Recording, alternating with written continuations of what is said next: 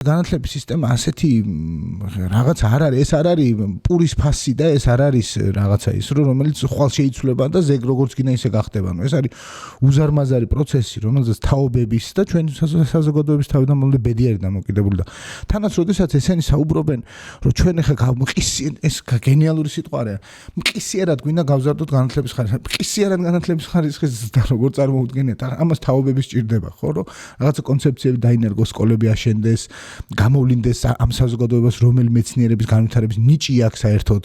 ასე როგორ შეიძლება მყისიერად როგორ უნდა გაზარდო განათლების ხარისხი, ვიჯერა ამის საერთოდ, ხო?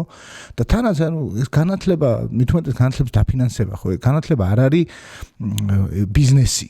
რო დავუშვათ, პროდუქტი არ არის განათლება, პირდაპირ გაგებით, რომ დღეს შენ ფული ჩადო და ხვალის გაყიდო და იქიდან მოგება რენტაბელობა დათვალო და გამოიანგარიშო. ეს არის 10-15-20 წელზე გათვლილი რენტაბელობის პროცესი, ხო? რომელიც სხვანაირად ბრუნავს და საზოგადოების რაღაც ფუნდამენტს უნდა ქმნიდეს.